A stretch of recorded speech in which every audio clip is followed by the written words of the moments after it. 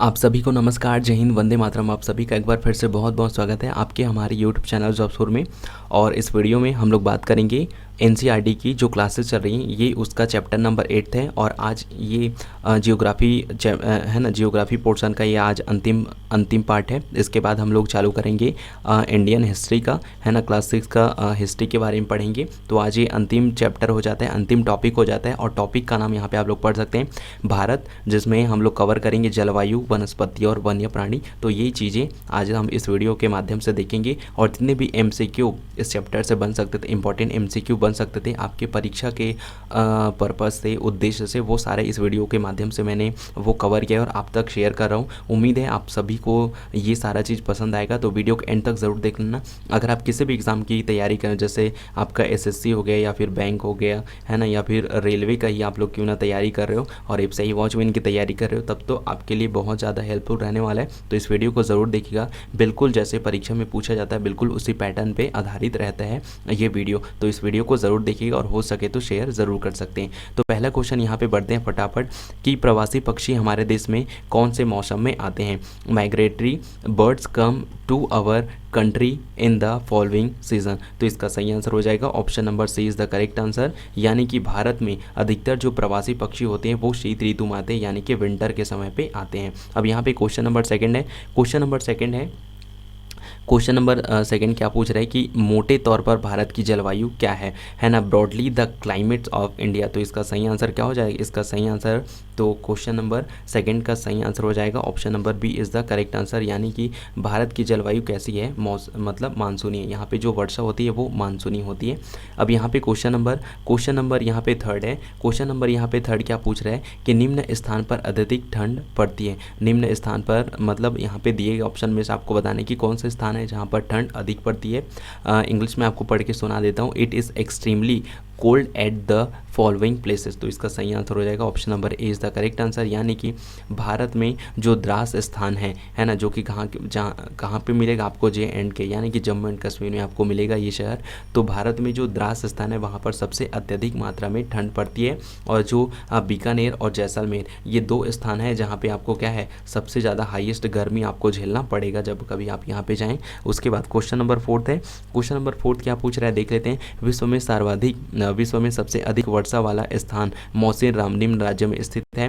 Mawsynram the place with the highest rainfall in the world is located in the following state. तो इसका सही answer हो जाएगा option number B is the correct answer.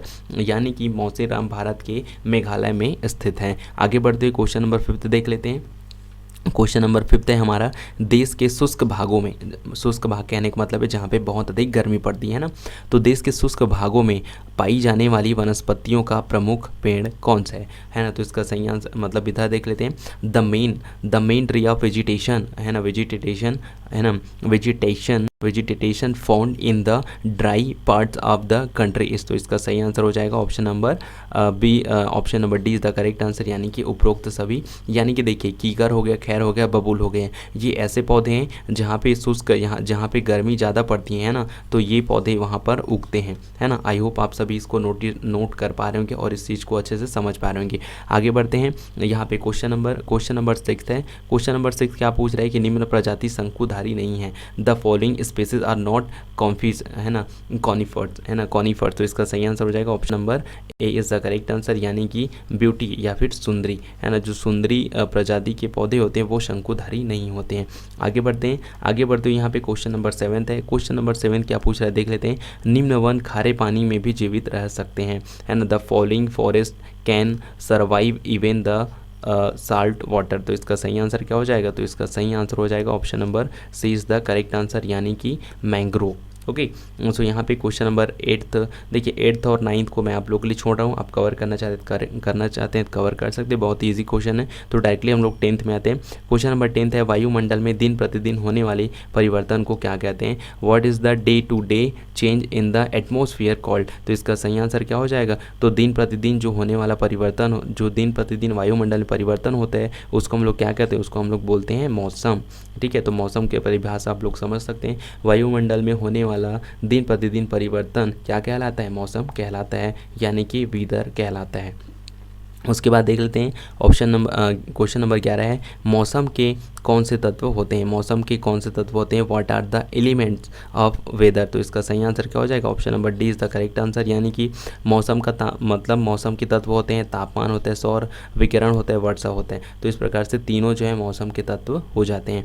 यहाँ पे आप क्वेश्चन नंबर 12 है, क्वेश्चन नंबर 12 12वां क्वेश्चन क्या पूछ रहे हैं, दिसंबर से, है ना, दिसंबर से फरवरी तक किस प्रकार का मौसम होता है। आपको बताना है कि भारत में दिसंबर से फरवरी तक कौन सा मौसम होता है, what type weather is there from December to February. तो इसका सही आंसर क्या हो जाएगा, इसका सही आंसर हो जाएगा option number 20 the correct answer, यानी कि जो कोल्ड या फिर दिसंबर से भारत तक मतलब दिसंबर से फरवरी तक भारत में कौन सा कैसा मौसम होता है, सर्द का मौसम होता है। अब यहाँ पे क्वेश्चन नंबर 13 है, क्वेश्चन नंबर 13 क्या पूछ रहे हैं देख लेते हैं, भारत में गर्म और शुष्क हवा को किस नाम से जाना जाता है, by what name is the hot and dry air in India know. तो इसका सही आंसर हो जाएगा option number B is the correct answer, यानी कि गर्म और शुष्क हवा को भारत में लू के नाम से जाना जाता है। तो उम्मीद करता हूँ अभी जितने भी मैंने आपको क्वेश्चंस कराए वो सारे आपको पसंद आए होंगे। किसी क्वेश्चंस को लेकर आपके में डाउट होगा तो प्लीज़ कमेंट सेक्शन में राइट डाउन ज़रूर करिएगा। आगे बढ़ते हुए यहाँ पे क्वेश्चन नंबर 4 देख लेते हैं कि मानसून शब्द किस भाषा से लिया गया है। तो इसका सही आंसर हो जाएगा, चलिए पहले ये क्वेश्चन आपको पढ़ के सुना देता हूँ। यहाँ पे ये है कि from which language is known the world monsoon derive. तो इसका सही आंसर हो जाएगा option number B is the correct answer, यानी कि जो मानसून शब्द है वो लिया गया है अरबी भाषा से। आई होप ये चीज़ जिन्होंने एनसीईआरटी पढ़ी होंगी उनको ये पहले से पता रहा होगा। क्वेश्चन नंबर 2 देख लेते हैं, किस स्थान पर अनेक वर्षों में मापी गई, है ना, किस स्थान पर अनेक वर्षों में मापी गई मौसम की औसत दशा क्या कहलाती है, what is the average weather condition measured at a place over the number of years called. तो इसका सही आंसर क्या हो जाएगा, option number D is the correct answer, यानी कि किस स्थान पर, है ना, किसी भी स्थान पर अनेक वर्षों में मापी गई मौसम की औसत दशा क्या कहलाती, तो हम लोग उसको कहते हैं जलवायु या फिर क्लाइमेट कहते हैं। अब यहाँ पे क्वेश्चन नंबर 3 है, क्वेश्चन नंबर 3 क्या पूछ रहा है वो देख लेते हैं। क्वेश्चन नंबर 3 हमसे पूछ रहे हैं, मानसून शब्द अरबी भाषा के किस शब्द से लिया गया है, the word monsoon has been taken from which word of Arabic language. तो इसका सही आंसर हो जाएगा option number is the correct answer, यानी कि मौसम शब्द से लिया गया है मानसून। ओके, तो इसका सही आंसर हो जाएगा option number A is the correct answer, है ना।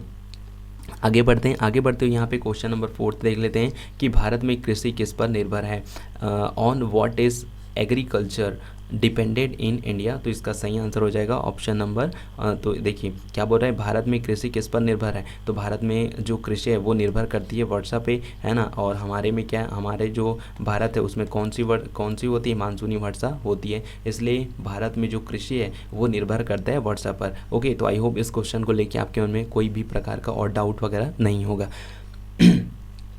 आगे बढ़ते हैं यहाँ पे क्वेश्चन नंबर 5 क्या पूछ रहे हैं प्यारे साथियों, ये देख लेते हैं, किस स्थान की जलवायु किस पर निर्भर करती है, on what does the climate of a place depend. तो इसका सही आंसर हो जाएगा option number D is the correct answer, यानी कि ऑल ऑफ द अबव, है ना, यानी कि किसी स्थान की जलवायु उसकी स्थिति पर, समुद्र से दूरी और ऊंचाई, इन तीनों चीज़ों पर निर्भर करती है किसी स्थान की जलवायु। आगे देखते हैं क्वेश्चन नंबर 6 है, क्वेश्चन नंबर 6 क्या पूछ रहा है ये देख लेते हैं। क्वेश्चन नंबर 6 पूछ रहे हैं हमसे, कौन सी पौने भारत में वर्षा लाती है, विच वाइंड, है ना, which wind bring rain to India. तो इसका सही आंसर क्या हो जाएगा, option number A is the correct answer, यानी कि जो मानसून विंड्स होती हैं, जो मानसूनी पवनें होती हैं, मानसूनी हवाएं होती है वो भारत में वर्षा लाती है। अब देखिए क्या है, अगर हम इसको भारत मान के चले, है ना, अगर हम इसको भारत मान के चलें तो यहाँ पे, है ना, जो यहाँ वाला एरिया होता है, यहाँ से क्या होती है, जो पवनें होती है वो जाती है और सीधा बे ऑफ बंगाल से टकराती हैं, और जब ये बे ऑफ बंगाल से टकराती हैं तो वहाँ से क्या होती है, चूँकि ये हवाएं यहाँ से क्या गर्म रहती हैं तो ये मतलब इधर से उठती हैं, तो ये क्या रहती है, नमी रहती है इनमें, तो ये हवाएं जब सीधा बे ऑफ बंगाल से टकराती हैं तो नमी होने के कारण ये टकरा कर जब वापस आती हैं तो वर्षा का निर्माण करती है। खैर जब हम लोग थ्योरी सेक्शन देखेंगे तो उसमें ये सारा चीज़ जरूर कवर करेंगे। अब यहाँ पे क्वेश्चन नंबर 7 है, क्वेश्चन नंबर 7 क्या पूछ रहा है, भारत में वर्षा ऋतु को किस नाम से जाना जाता है? By what name is the rainy season known in India? तो इसका सही आंसर क्या हो जाएगा? तो इसका सही आंसर हो जाएगा option number D is the correct answer, यानी कि भारत में जो वर्षा ऋतु होती है उसको सावन है ना, उसको सावन के नाम से जाना जाता है। तो ये काफ़ी इजी क्वेश्चन था। उसके बाद देखिए क्वेश्चन नंबर 8 है, जो पौधे बिना मनुष्य की सहायता से उपजते हैं उन्हें क्या कहते हैं? देखिए काफ़ी इंपॉर्टेंट चीज़ है, आप इस टर्म को ध्यान दीजिएगा, है ना। आपको ऐसे पौधे का मतलब ऐसे पौधे को क्या कहते हैं जो बिना मनुष्य की सहायता से उपजते हैं, है ना। What are the plants which grow without the help of human being called? तो इसका सही आंसर हो जाएगा option number A is the correct answer, यानी हम लोग उसको क्या बोलते हैं? प्राकृतिक वनस्पति कहते हैं, नेचुरल बॉटनिकल, है ना, बोटेनिकल कहा जाता है।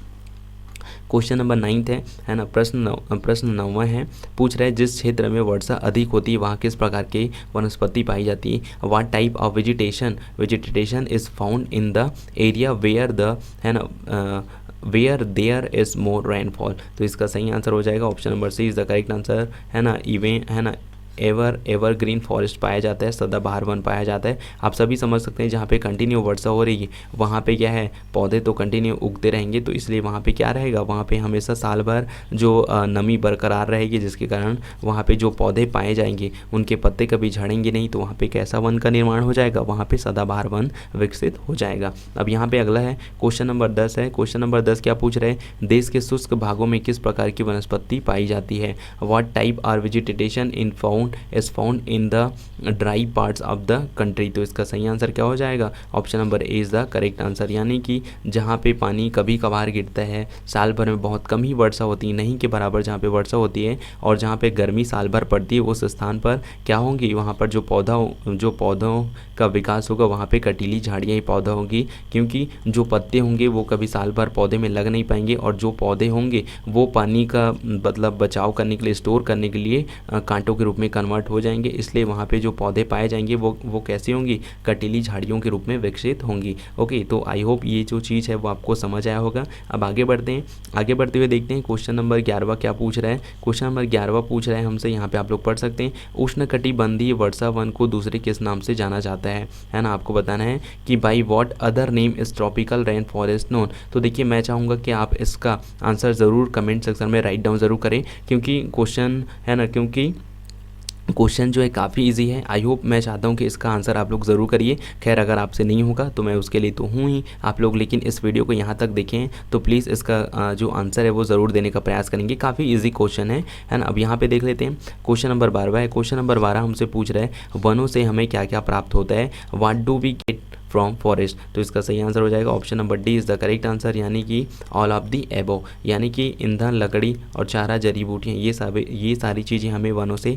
बहुत ही आसानी से मतलब प्राप्त हो जाता है ना। क्वेश्चन नंबर 13 है। क्वेश्चन नंबर 13 क्या पूछ रहे हैं? क्वेश्चन नंबर 13 पूछ रहे हैं जंगली बकरी, हिम तेंदुए कहाँ पाए जाते हैं? Where are the wild goat and no, है ना, स्नो लिपोड, है ना, स्नो लियोपॉड फाउंड? तो इसका सही आंसर हो जाएगा option number A is the correct answer, यानी कि जो जंगली बकरी और हिम तेंदुआ होते हैं वो हमें हिमालय क्षेत्रों में देखने को मिलते हैं। अब यहाँ पे अगला है क्वेश्चन नंबर 14 और आज का अंतिम सवाल है, निम्न में से पतझड़ वन का एक वृक्ष कौन सा है ना। आपको बताएं निम्न में से पतझड़ वन का एक वृक्ष कौन सा है? Which of the following is a tree of the atoms forest? तो इसका सही आंसर हो जाएगा option number D is the correct answer, यानी कि पीपल जो है पतझड़ वन का एक वृक्ष है। तो उम्मीद करता हूँ आज के जितने भी इंपॉर्टेंट क्वेश्चन जो मैंने आपको कराए वो आपको पसंद आए होंगे। बाकी किसी क्वेश्चन को लेकर आपके उनको कोई डाउट्स होगा, कोई सुझाव हो तो कमेंट्स में कमेंट ज़रूर करिएगा। और क्वेश्चन नंबर 11वां जो मैंने आप लोगों के लिए छोड़ा है, मैं चाहूँगा कि आप सभी उसका आंसर ज़रूर से ज़रूर कमेंट सेक्शन में राइट डाउन ज़रूर करेंगे। तो चलिए मिलते हैं नेक्स्ट वीडियो में, तब तक सबको bye bye, have a great day, जय हिंद, वंदे मातरम।